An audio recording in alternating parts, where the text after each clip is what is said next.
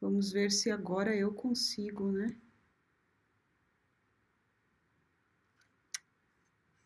Oi, pessoal, shalom a todos que estão aqui nessa nossa aula de hebraico.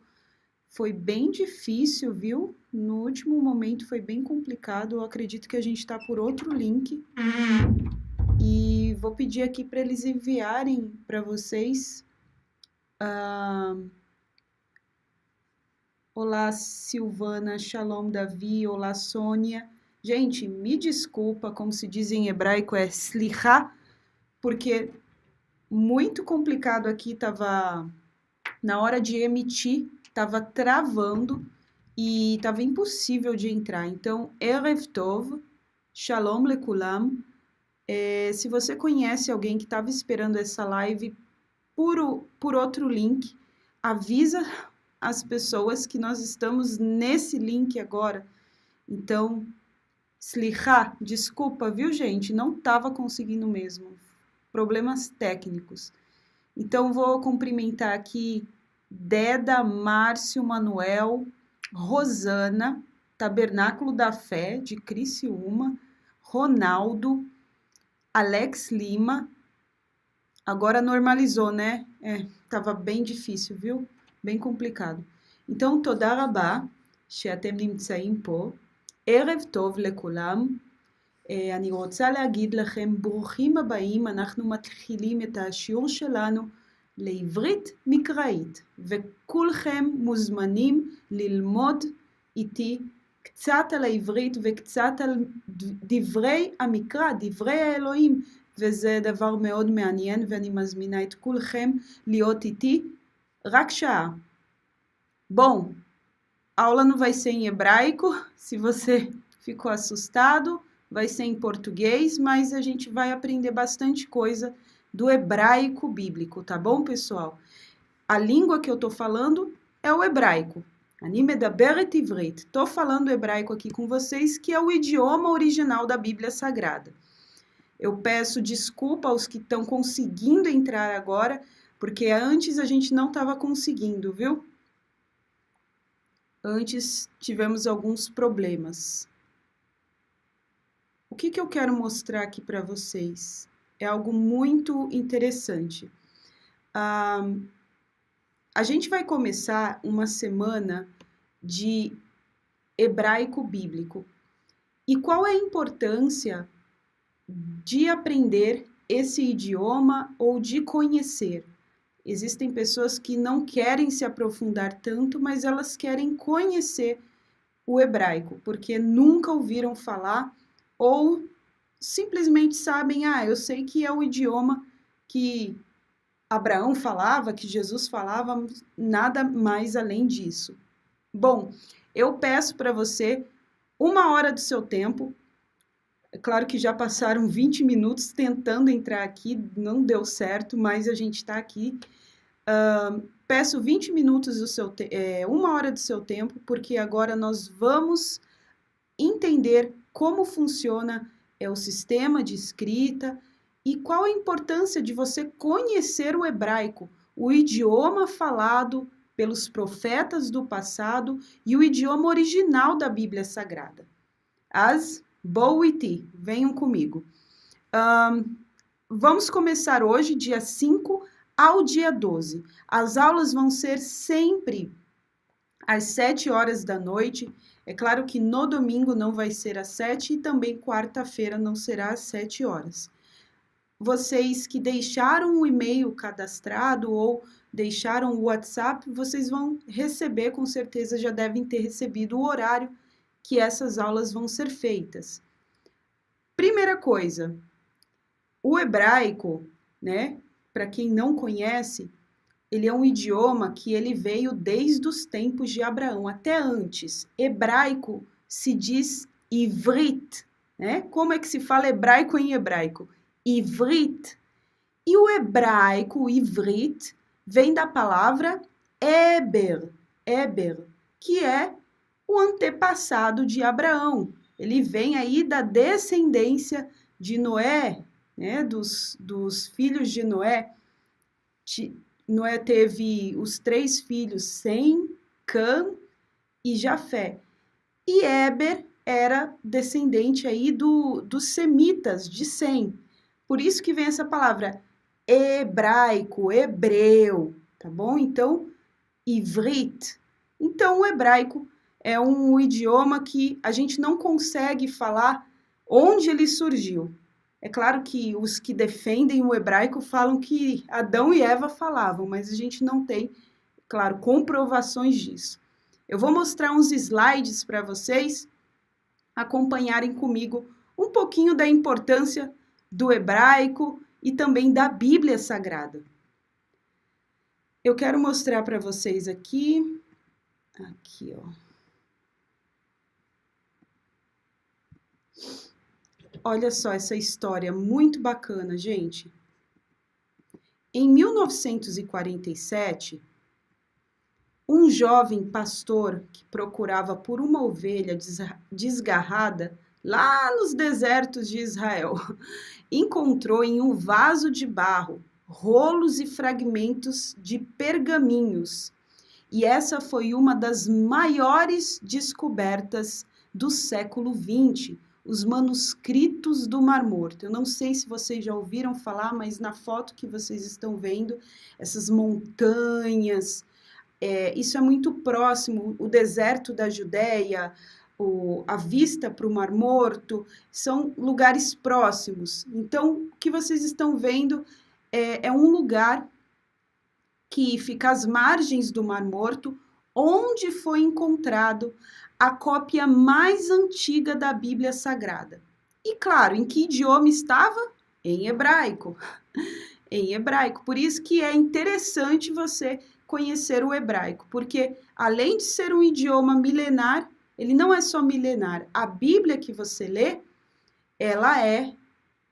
no original, ela é em hebraico. Por exemplo, eu tenho aqui uma Bíblia, vou pegar para vocês, ó, uma Bíblia em hebraico, né? Ela está em hebraico e inglês. E esse aqui é o livro mais lido do mundo, é o livro mais famoso.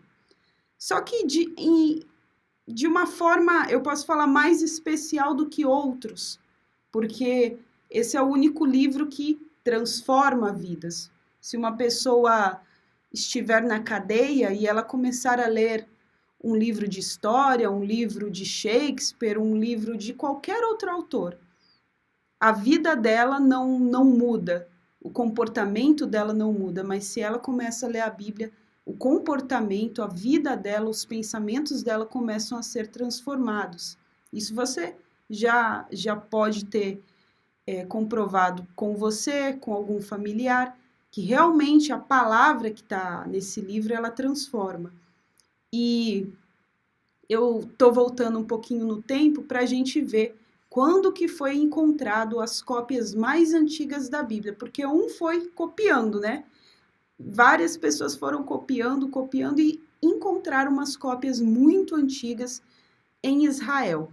E foi em 1947 que revolucionou aí várias descobertas que já haviam feito. E o interessante é que um ano depois, em 1948, Israel volta a ser nação. Olha só o interessante, que tudo aconteceu muito junto. A descoberta mais antiga da Bíblia Sagrada e também Israel volta a ser nação. Deixa eu ver uma coisa aqui. Oi, pessoal, quem está entrando agora? Desculpa, viu? Saulo Tarso, me perdoa.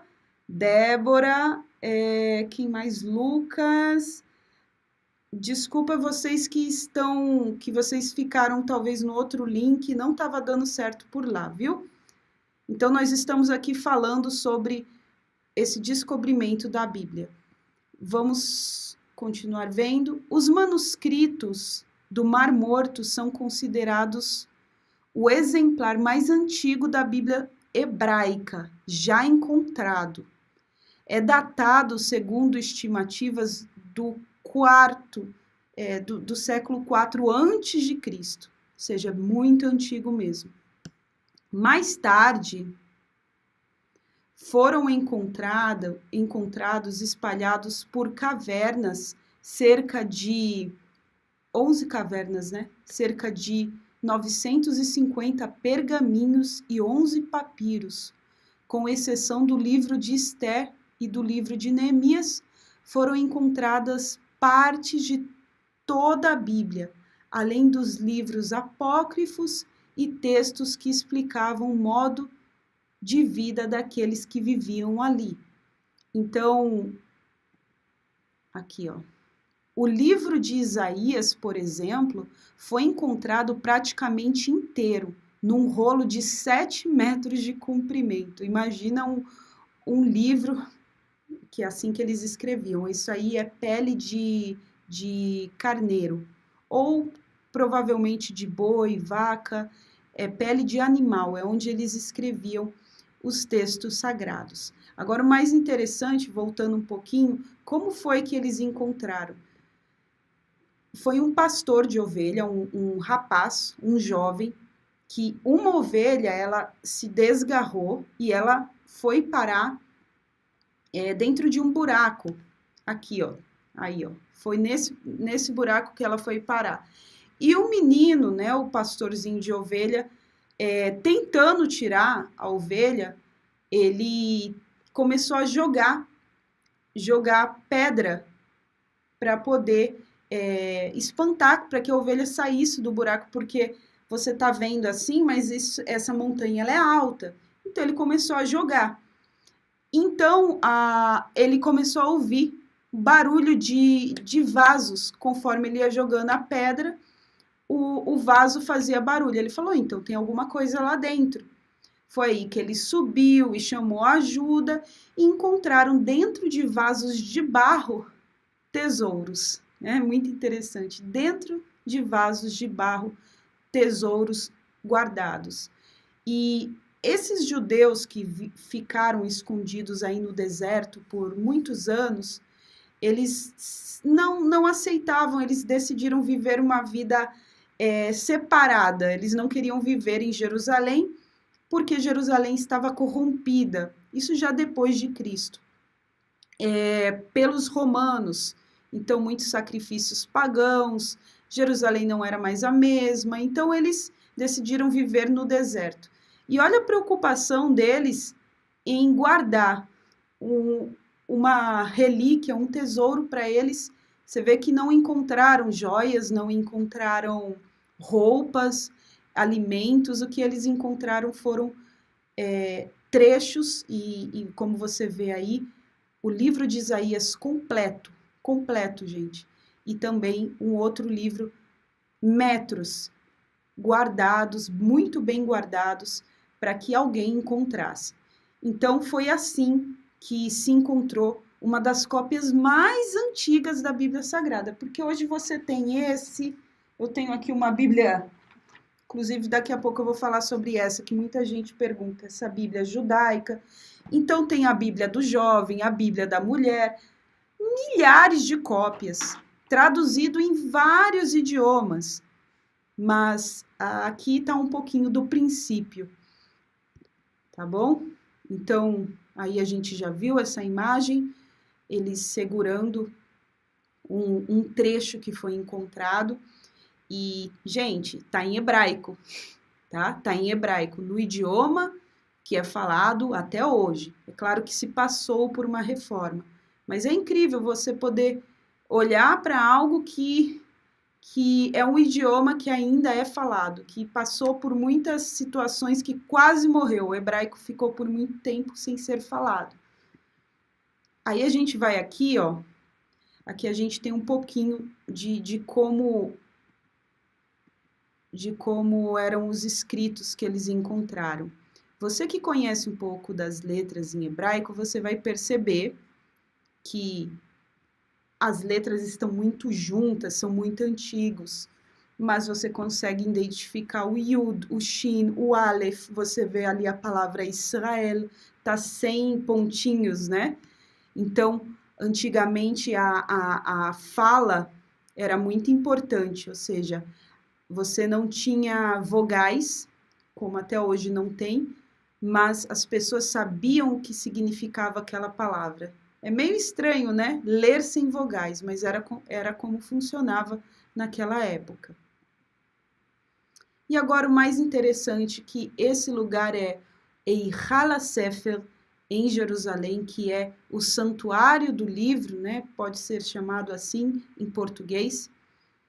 Esse santuário do livro, olha o formato da parte de cima do... É um museu, tá? Olha o formato. É um formato de um vaso de barro, porque foi em um vaso de barro que foi foram encontrados escritos bíblicos, né? Muitos livros bíblicos da Bíblia foram encontrados em um vaso. Então, em Jerusalém, eles fizeram um museu com esse formato. E o mais interessante, gente, que isso pouca gente sabe, é que para a exposição, para as pessoas poderem ver, tem somente algumas partes, tá? Tem uma parte exposta para as pessoas que querem ver. Ah, foi isso que foi encontrado, é tipo um museu. Mas tudo que eles encontraram, porque foi bastante coisa que eles acharam. Quando o rapazinho, o pastorzinho de ovelha, achou e claro, ele não sabia que se tratava de algo tão precioso, então ele vendeu, deu, então alguém descobriu, e aí até que chegaram os arqueólogos e começaram a escavar naquelas áreas e acharam outras cavernas. Agora, os demais achados, sabe onde está guardado, gente? Está guardado aí dentro, só que numa sala muito especial, e é uma sala que ela é antimíssel, ela é anti qualquer explosão. É tão incrível isso, porque Israel guarda 7 chaves, esses escritos sagrados.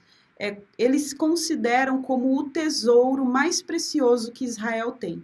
Então, é uma sala onde pode acontecer uma guerra, cair um míssil, o país pode ser destruído, mas ali os escritos vão permanecer intactos. Uma sala como essa, em Israel, só existe para o presidente, para o primeiro-ministro, só para eles, para o primeiro-ministro que nós temos e também temos presidente. Então, uma sala como essa só existe para eles e para a Bíblia. Só dessa forma que existe. Então, não existe para outras coisas, para outros tesouros. E teve uma vez, gente, que esses escritos bíblicos, eles tiveram que ser transportados para outro país para uma exposição que ia ter. Essa exposição que eles iam fazer dependia de levar os escritos em avião, né? Então, era outro país. O que eles fizeram? Guardaram os escritos numa caixa assim forte e separaram um lugar na primeira classe para poder chegar de forma intacta, protegida, e isso acompanhado de seguranças. Então, é uma coisa assim, o cuidado que eles têm com esses achados bíblicos é incrível, é surreal. E isso aí vocês podem confirmar, a oportunidade que vocês tiverem de conhecer Jerusalém, visitem o Eichal HaSefer, não é um lugar que muitos turistas vão, as pessoas não dão muita importância porque querem ver muito Jerusalém, né? Mas Jerusalém tem muita coisa para ver. E dentro do Eichal HaSefer tem um lugar separado onde você vê a exposição da Bíblia Sagrada. É uma parte, porque o resto está guardado em um quarto contra qualquer explosão. Ele é hiper protegido, é o quarto mais protegido de Israel. E como eu disse, repetindo, como esse só o primeiro-ministro tem na sala dele. Então, é guardado as 7 chaves, a 10 chaves, a 20 chaves, tá? Então, o cuidado que eles têm, porque é realmente considerado como o maior tesouro que Israel possa ter. Porque confirma a história de um povo, confirma achados históricos e também é algo que está muito relacionado com a fé. Depois eu vou ler as perguntas, tá, gente? Mas vamos continuar aqui. Vamos lá. Eu vou mostrar para vocês como é uma Bíblia, aí tem uma Bíblia bem velhinha minha, como é uma Bíblia em hebraico. A Bíblia em hebraico, gente, ela não contém o Novo Testamento. A Bíblia em hebraico, ela é dividida, ela se chama Tanakh. Tanakh. Quem tiver aí em casa pode repetir. Tanakh. Estiver sozinho ou você estiver indo para casa no ônibus, alguém te ouvir, pode falar aí. Tanakh. Tanakh. Isso aí, esse som é a Bíblia em hebraico. A Bíblia em hebraico é uma junção de 3 palavras. Esse tá, que é o taf, é a abreviação de Torá. O que é Torá? É o Pentateuco, que é o livro da lei, né? Os 5 primeiros livros é a Torá. Por isso que tem esse T no começo. O Nun, que é o N do Tanakh, significa Neviim, que é profetas. E esse R no final começa com a letra Raf, ou com a letra Kaf, que significa Ktuvim, isso é profetas. Então, Tanakh é uma junção de 3 palavras. Torá, Pentateuco, Neviim, livro de profetas, Ktuvim, escritos variados, vários escritos. Então, essa é a Bíblia hebraica. Quando eu ia para a escola e tinha aula de Bíblia, eu já falei para vocês que a Bíblia é uma matéria escolar.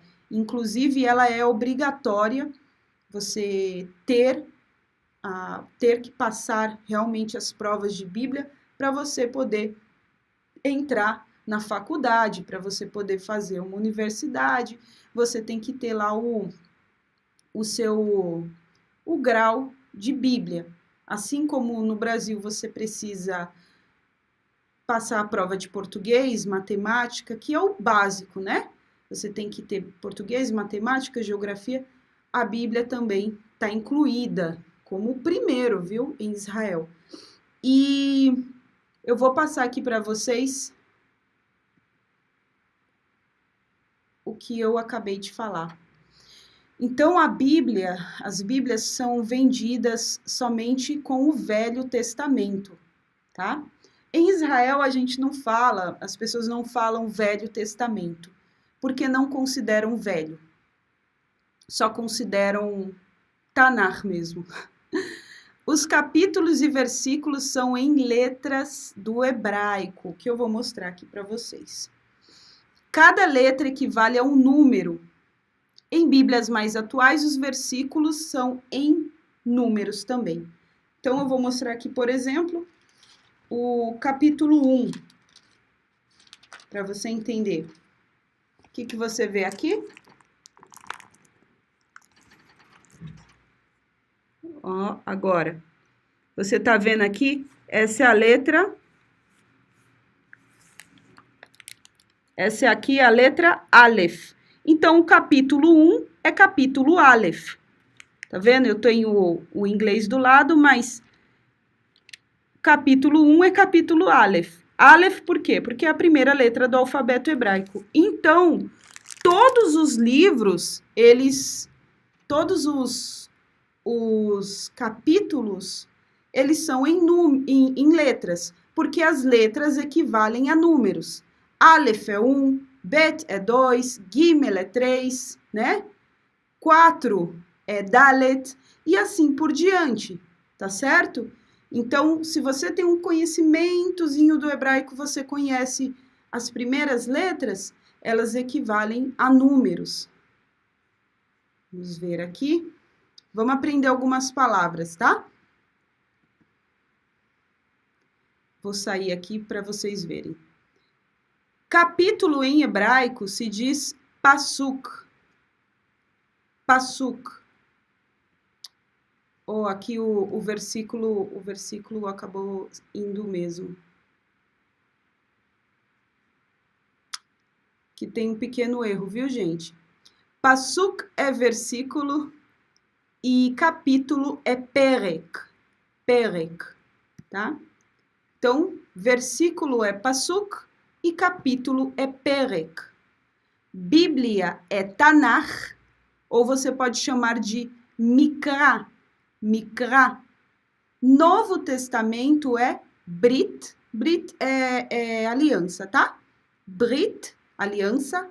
Ahadashah, a nova. Então, a nova aliança. É assim que se chama Novo Testamento. Que foi exatamente o que Jesus disse em hebraico. Esse é o meu sangue da Brit Hadashah, da nova aliança. Eu quero ler com vocês. Até aí tudo bem, gente?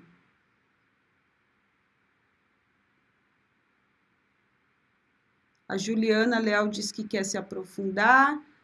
Tá certo, tá tudo certo aí com vocês, né? Então vamos ler aqui. Eu quero ler com vocês, gente, o primeiro capítulo da Bíblia em hebraico e o primeiro versículo, tá? Então a gente vai ler o Perek Aleph, o capítulo 1 do livro de Gênesis. Eu vou ajudar, para quem não conhece ainda as escritas em hebraico, nós lemos da direita para a esquerda. Por isso que eu vou pegar essa Bíblia de exemplo. Eu tenho um livro aqui também, ó. Mostrar, por exemplo, você está vendo esse livro? Ele tá ao contrário, muita gente olha, acha que tá ao contrário. Mas ele começa todo da direita para a esquerda. E assim é a escrita também. Vou mostrar aqui para vocês a escrita. A escrita é sempre da direita para a esquerda. Vou mostrar outro. Tá vendo? Sempre assim, ó. Direita, esquerda. Então, muita gente se pergunta por quê? Por que direita e esquerda? Em Israel tem uma explicação. A explicação é que quando o hebraico surgiu, as pessoas ainda escreviam em pedras, bem diferente do português, porque o português não é tão antigo assim, ninguém escrevia o português em pedras, né? Mas o hebraico sim. O hebraico, as pessoas que falavam, os antepassados, eles escreviam em pedras, depois foi evoluindo e hoje nós também temos aí cadernos. Mas uma forma de escrever na pedra é aquela que você pega um material, uma pedra e um material pontiagudo e desenha na pedra. Para você fazer esse movimento, você precisa da força da sua mão direita. Então, quando você faz isso com a esquerda, isso não ajuda muito na tua escrita. Então, como os destros são a maioria, o hebraico começou a ser escrito da direita para a esquerda, não só o hebraico, tá? Tem outros idiomas que o árabe também, se eu não me engano, o japonês, que são idiomas milenares, eles têm a tendência também de começar da direita para a esquerda, porque você precisa da mão direita para fazer a força para bater na pedra e desenhar essas letras. E uma explicação do porquê também as letras do hebraico são sempre quadradas, né? Muito quadráticas, assim, porque é mais fácil escrevê-las assim na pedra. Claro que tem a evolução, né? Tem o hebraico arcaico, que é um hebraico mais antigo, e depois temos esse hebraico que escrevemos hoje com ele e lemos também. Mas você vê que são similares, as letras, elas passaram por uma evolução, mas elas são diferentes, bem o formato é diferente do português, porque para adaptar a pedra, o formato mais quadrado, mais reto é melhor. Bom, vamos continuar. Vamos continuar aqui. Eu quero ler com vocês o livro de Gênesis, capítulo 1, versículo 1. Tá? Vou sair daqui. Vou ler com vocês esse capítulo. Capítulo não, gente, só o versículo. Por que que eu quero ler justamente esse? Porque é o começo de tudo. O que vocês estão vendo aí na sua tela, para quem nunca viu uma letra em hebraico e está assustado, não se assuste. Esse aí é o primeiro versículo da Bíblia em hebraico, tá? Esse é o primeiro de todos. E aí nós vemos uma escrita no original. É assim que está na Bíblia em hebraico e é bacana porque você talvez só conhecia em português, mas agora você vai conhecer esse versículo tão famoso. No início criou Deus os céus e a terra. A gente vai ver um pedacinho desse versículo em hebraico, como que ele é. Bereshit bara Elohim et hashamayim ve'et haaretz. Bereshit bara Elohim et hashamayim ve'et haaretz. Bereshit significa no início. A palavra que está em amarelo é bara, que significa criou, ela está no passado. Elohim significa Deus em hebraico. Et, os, aqui é os. Hashamayim, céus. Ve'et, haaretz, e a terra. Então, aqui está exatamente como no português. Então, tá tudo certo. A grande diferença é quando a gente vai para o significado das palavras no hebraico. Por exemplo, nesse versículo, eu quero destacar o que está em amarelo aqui. A palavra bara, que é criou no passado. Aqui, ó. Criar em hebraico. Você vai olhar aqui comigo da direita para a esquerda. Da direita a gente vê o bet, que é a letra que corresponde ao B do português, B de bola, tá? Então, o que você está vendo aí é o bet. Ele tem um pontinho no meio dele porque ele faz o som de B. Se não tivesse pontinho, seria V. Mas como está no começo da palavra, é B mesmo, tá? Esse T que você está vendo embaixo dele é a vogal A. Então, temos o B com uma vogal embaixo, Ba. Por isso que quando a gente lê hebraico, o nosso olho vai da direita para a esquerda, mas ele tem que olhar para baixo e para cima. Porque esses sinaizinhos são as vogais do hebraico, tá certo? Então, vamos olhando da direita, Ba. Temos o Reish, que é em amarelo, corresponde ao R do hebraico. Um Rzinho aqui na garganta, não tão forte, Reish. Parece assim, quando você faz um gargurejo. Tá certo? Então, temos aí o Tzinho embaixo, de novo. Eu tô falando de uma forma assim, eu não vou falar o nome das vogais, né? Que temos patar, rataf, patar, senão a pessoa vão ficar perdidos. Do que você está falando? Então, eu vou fazer o sinalzinho. Parece um T. Reish. E temos aí esse Tzinho embaixo, novamente, dessa letra de amarelo. E o que significa isso? O A do hebraico. O A do hebraico. Então, bara.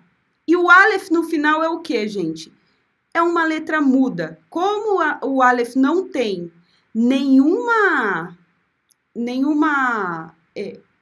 vogal do lado embaixo, ele fica como se fosse um H, sem serventia nenhuma, tá bom?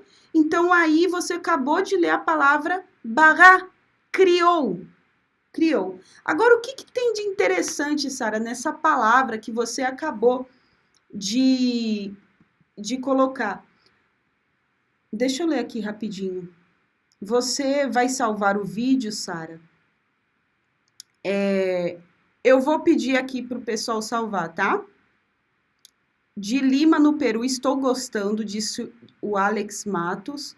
O Davi mandou uma contribuição para esse canal. Muito obrigado, Davi. No final não é... Aretz, Jerusalém, a Milene perguntou. Interessante, Milene, porque quando a gente está falando de Israel, a gente fala assim, você vai para Aretz, né? Você vai para Aretz, a gente está se referindo a Israel. É interessante, viu, essa sua colocação, mas quando a Bíblia fala Eta Aretz, ele fez realmente a terra. Ele está falando da terra, porque em hebraico se diz também Kadur Haaretz, o planeta Terra. Então, vamos continuar. Bará. Por que eu parei aqui na palavra bará? A gente tem muita coisa legal para olhar no livro de Gênesis. A gente tem a palavra Elohim, que significa Deus. A gente tem Shamaim. A gente tem Bereshit, tem várias palavras interessantes que a gente pode ir fundo nelas, mas a mais forte para mim, gente, é a palavra bará, que significa criou, tá? O que tem de interessante nessa palavra? No hebraico, a palavra criar, o verbo criar é livrou, no infinitivo, e no passado é bará, criou. Essa palavra, ela só é dita para Deus. Quando em hebraico você diz Elohim bara, Deus criou, é só ele que criou. Esse verbo não é usado para, o fulano criou uma nova tecnologia. Aquele pessoa criou o avião. Não. O bara não é usado para humanos. Isso aí é uma característica do hebraico. Isso é uma característica do idioma. Em inglês, em português, em espanhol, você usa criar para outras pessoas. Isso aí é muito comum. Você criou isso. Quem criou o avião? Quem criou a eletricidade? No hebraico é usado outro verbo, leiatzer. É outro verbo para humanos criarem coisas. Para a criação divina é só esse, tá bom? Porque no hebraico é visto como algo somente divino, você pegar nada e criar. Porque tudo que nós, seres humanos, podemos criar, na verdade já existe. Por exemplo, a eletricidade já existe na natureza. A eletricidade já existe. O que o ser humano fez foi pegar o que já existia e criar, não criar de forma divina, mas criar de uma forma humana, trazer para o nosso benefício de uma forma mais fácil. Então, tudo que nós venhamos criar já existiu, já foi criado por alguém maior. Só que no hebraico, não sei se eu estou me explicando, no hebraico você tem verbos separados para a criação de Deus e para a criação humana, tá bom? Então, isso aí é uma coisa do idioma, que eu acho muito interessante. Isso faz toda a diferença, porque quando você vai para o versículo 1 e vê Bereshit bara Elohim et hashamayim ve'et haaretz, ou seja, é uma coisa que só ele poderia fazer, só o Criador, porque ele pegou um lugar vazio, devastado, um lugar que era escuridão, e criou. Então, ele foi o único. Vamos lá. Agora, quem mais falou? Quando a gente entende isso, a gente consegue decifrar um pouco a Bíblia de uma maneira mais diferente, né? De uma maneira mais profunda. Olha só o que Davi disse. Davi falou assim, ó: cria em mim, ó Deus, um coração puro e renove em mim um espírito reto. Foi no Salmo 51, 10. Quando foi que Davi falou isso? Davi falou isso depois que ele pecou com Batseba, e não somente o pecado dele com aquela mulher, mas também o pecado de ter mandado matar o marido dela, o pecado de ter omitido, de ter se afastado de Deus. Então, ele estava se sentindo muito pesado. O peso que ele estava sentindo era horrível. Ele diz que os ossos dele, ele sentia como se corroíam dentro dele. É um salmos muito forte. Até que ele chega ao ponto de pedir a Deus: cria em mim, ó Deus, um coração puro e renova em mim um espírito reto. Agora, quando a gente vai para o hebraico, você já tem essa informação que o verbo criar, né? No tempo passado, bará, no infinitivo é livrou, é somente para Deus. Você já tem essa informação. Então, o que Davi estava pedindo aqui era uma coisa que só Deus poderia fazer. Isso aqui está muito claro, não é mesmo? Olha só, como que a gente lê esse versículo em hebraico? Lev ta'or, olha lá a palavra de novo, Bra li Elohim. Por que eu não falei bará e falei bra? Porque aqui ele está falando no futuro, ou seja, cria em mim, né? Não está falando criou Deus, ele está pedindo para Deus criar. Então, lev ta'or, bra li Elohim, veruach nachon, chadash bekirvi. Então, me cria dentro de mim um coração,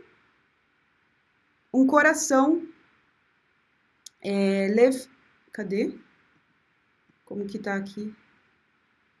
Um coração puro, lev ta'or, brali Elohim. O que Davi estava pedindo? Ele estava pedindo para Deus criar, fazer algo que nenhum outro ser humano poderia fazer, somente Deus. É isso que Davi estava pedindo. Deus, cria em mim um coração puro. É como se Davi voltasse para o Gênesis, porque o salmista Davi, ele conhecia as escrituras sagradas. É como se ele retornasse ao Gênesis e lembrasse que o único Criador, o único que pode fazer surgir algo que não existe é Deus. Então eu vou apelar a ele, vou pedir, crie em mim um coração limpo. Então Davi tinha consciência que Deus era o único que poderia fazer isso. O que eu enxergo aqui, e eu acredito que você também consegue enxergar, é que Davi estava em uma situação onde ele se auto-via como uma pessoa tão suja, tão impura, tão má, que ele pediu para Deus criar. Ele pediu para Deus criar. Ele não pediu para Deus fazer. Aqui não tá, faz um coração, melhora, né? Limpa o meu coração. Ele tá pedindo para Deus criar. Então, é como se tivesse caído a ficha de Davi. Ele estava se olhando muito mal mesmo. Ele diz, eu não tenho esse coração, não existe em mim. Eu sou mau, eu sou perverso, eu sou ruim mesmo. Então, ele pediu para Deus criar algo. E é engraçado, não engraçado, mas é interessante porque você só consegue ter essa percepção quando você olha para o hebraico, porque criar é um verbo que até hoje, no idioma, é um verbo só usado para Deus. Eu já falei isso, né? E onde mais nós vemos esse verbo? Olha só que legal. No livro de Isaías, tá? No livro de Isaías, diz: o Senhor que te criou ó Jacó. De novo a palavra crioula. E que te formou, ó Israel. Não temas, porque eu te remi. Chamei-te pelo teu nome, tu és meu. Então aqui é Deus falando com Jacó e Israel. Só que Jacó e Israel é a mesma pessoa. A gente está falando das mesmas pessoas aqui. E por que Deus então falou, eu te criei Jacó, eu te formei Israel, como se estivesse falando de pessoas diferentes? Você sabe que Jacó, em hebraico Yaakov, ele teve o seu nome mudado depois de uma luta lá no Val de Jaboque. Ele prevaleceu, ele venceu, e o anjo de Deus perguntou, o que você quer? Ele falou, eu quero ser abençoado, eu não vou te deixar enquanto você não me abençoar. Então ele falou, ó, teu nome não é mais Jacó, é Israel, aquele que luta com Deus, né? O príncipe de Deus. É esse o teu nome agora. Então, aqui nesse versículo de Isaías, através do profeta, Deus está falando com o povo, olha, o Senhor te criou, ó Jacó, e te formou, ó Israel. Quando a gente vai para o hebraico, olha como está em hebraico. Se você conseguir ler, tenta ir ler em hebraico. Se você não conseguir ler, dá uma olhada no que está transliterado.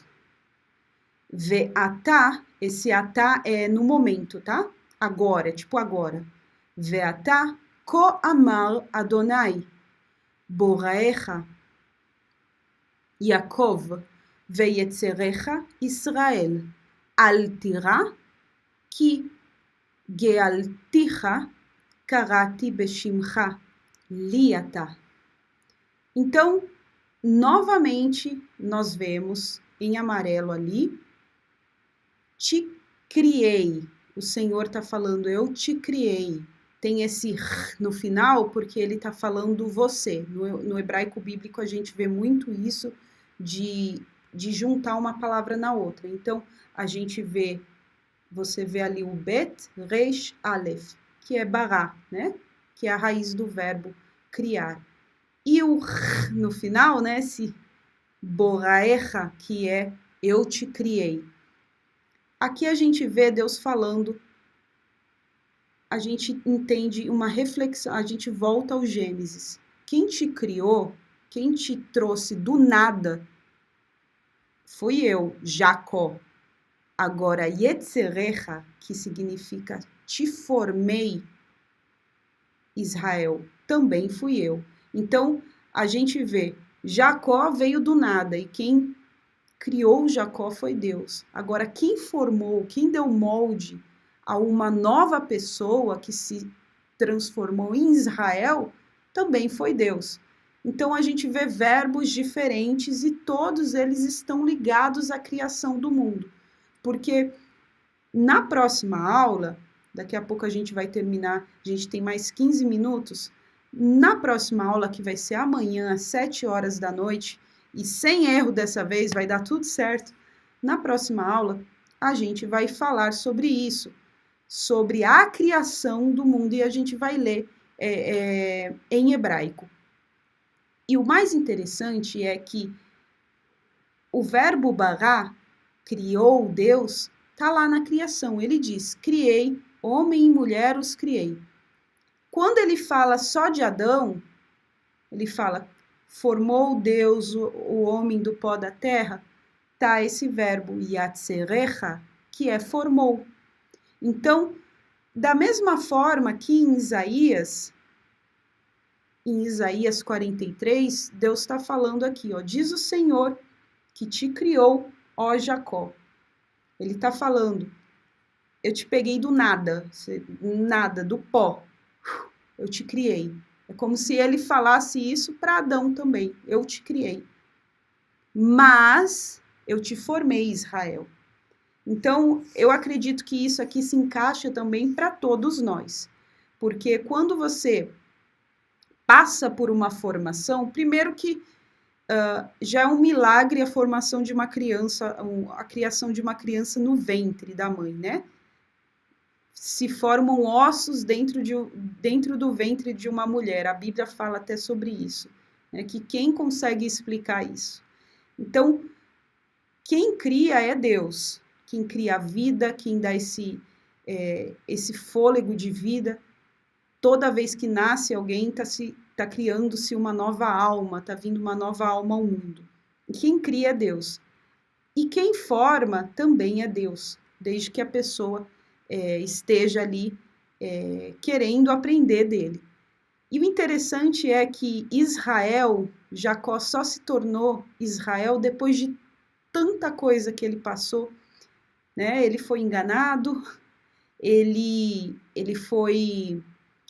enganou também. Primeiro ele enganou, depois ele foi enganado, porque ele casou com uma mulher que ele não gostava. O tio dele enganou e ainda explorou, foi explorado, teve o seu salário trocado várias vezes. Seu salário baixava, subia, trabalhava para o sogro, e até que ele conseguiu com suas próprias pernas se desprender da família, das suas esposas. As suas mulheres viviam em um pé de guerra porque queriam ter filhos e disputavam o amor dele, e ele também passou por muitas dificuldades até que ele esteve sozinho, porque ele vivia com medo do irmão Esaú. O passado ficava na cola dele. Ele enganou o pai, enganou o irmão e fugiu. Mas aquilo não tinha como ele esquecer, porque Esaú queria matá-lo. Então, quando ele teve que ficar de frente com o passado dele, ele não tinha mais como fugir, ele fez o quê? Separou, em hebraico fala 2 machanot, em 2 acampamentos. Mandou Lia na frente e Raquel, a outra família, ficou mais atrás. Não sei se esse é um indício de que ele ainda não gostava de Lia, né? Então ele mandou ela na frente com a outra família, porque se destruírem um acampamento, pelo menos alguma família, alguma coisa da minha família se salva. Então ele foi com medo, com muito medo, encontrar o irmão Esaú que estava chegando. Ele ficou sozinho, né? Ele ficou sozinho e lutou com um anjo que apareceu, e ele não desistiu até que Deus o abençoasse, porque ele lutou muito na verdade, ele sempre desejou essa bênção de Deus, mas ele desejou e fez tudo de uma forma errada, na base do engano, na base da mentira, né, prejudicando outras pessoas, até que ele teve que lutar com Deus.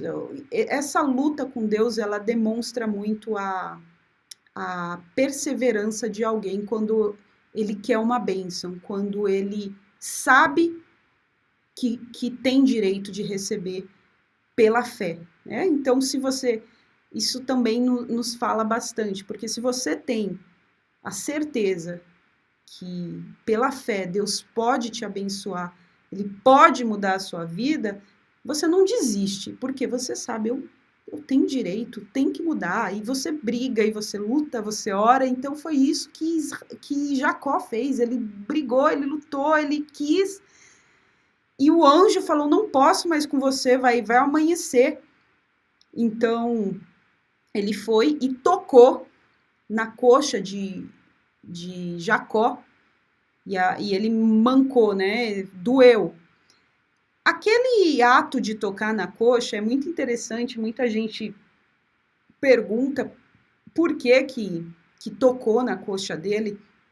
Antigamente, as pessoas, quando iam fazer um pacto com as outras, elas colocavam a mão embaixo da coxa e juravam.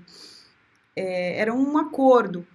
Não tem como a gente explicar o porquê disso, porque hoje, quando você vai fazer um juramento, geralmente você levanta a mão e fala, olha, eu juro, eu prometo que isso, ou põe a mão no peito, eu juro, eu prometo. Naquela época, colocava a mão na coxa, tá? Então, tempos primitivos. Então, o anjo fez um juramento com ele usando o conhecido dele. Então, Deus parte do nosso conhecido para um desconhecido que a gente não tem acesso. Então, é como se Deus descesse ao nível dele e fez um acordo com ele como se fosse um homem, ó, fazendo um acordo aqui com você.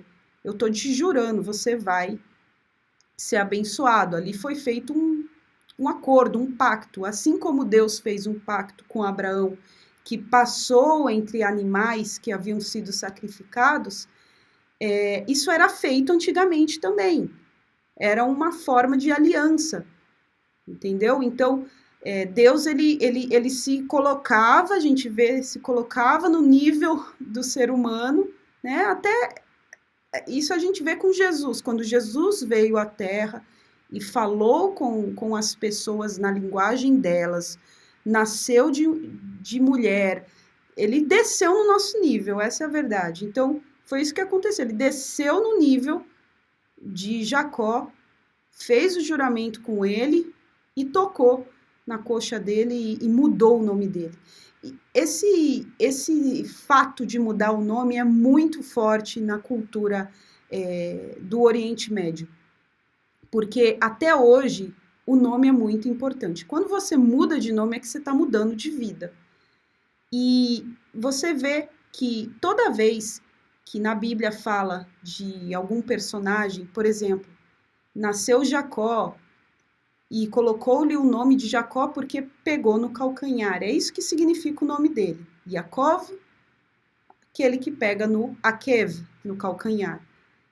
Isaú, em hebraico Shaul, porque ele é cabeludo, vem de Seal, cabelo, uma criança cabeluda. Então, o nome tem que ter um significado. Antigamente, você não podia dar, e até hoje em Israel, você não dá um nome porque é muito bonitinho, ou porque você ouviu que um artista tem esse nome. Eles acham até estranho, por que eles perguntam, o seu nome é esse e tal, qual é o significado? E eles acham estranho se o teu nome não tem significado, ou você não sabe o que seu nome significa. Ele tem que significar alguma coisa. Então, é engraçado porque muitas mães davam de acordo com a característica. Tipo, essa criança é cabeluda, vou chamar ela de cabeluda. Essa criança pegou no calcanhar do outro quando nasceu, vou chamá-lo assim. Ou, quando a mãe queria determinar um futuro, os pais também, eles davam um nome forte, né? Um nome que significava luz. Enfim, o nome é muito importante no Oriente Médio. O nome é muito importante. Muito, muito, muito importante. E a gente lê esse versículo olhando um pouquinho para a cultura do povo de Israel, até hoje não se revela o nome das crianças, principalmente os meninos, antes da circuncisão. Então, se a mulher estiver grávida, ela não vai falar, gente, o nome do meu filho é esse. Ela não fala. Ela espera a criança nascer, olha só. Depois que a criança nasceu, no 8º dia, eles levam a criança para ser circuncidada lá na sinagoga. Aí sim o pai fala, gente, o nome do meu filho vai ser esse. Né? Então, é um costume que se você ler a história de Jesus, também diz que ao 8º dia chamaram-lhe de Jesus. Se você ler a história de João Batista, o nome dele foi anunciado para a cidade somente no dia da circuncisão. Então, o nome não é uma coisa banal, né? É uma coisa muito importante naquela época. Então, Deus mudar o nome de Jacó com certeza era dando para ele outro futuro, mudando o nome de Abraão, mudando o nome de Sara. São poucos os que tiveram seus nomes mudados, mas toda vez que muda o nome é porque realmente é um futuro novo que está chegando. Aqui está o versículo. Gente, eu vou ler alguns comentários, tá? porque essa foi a nossa primeira aula de Ivrit Mikrait, que é o hebraico bíblico. Amanhã nós vamos ter às 7 horas, de novo. Peço desculpas novamente para quem talvez ficou esperando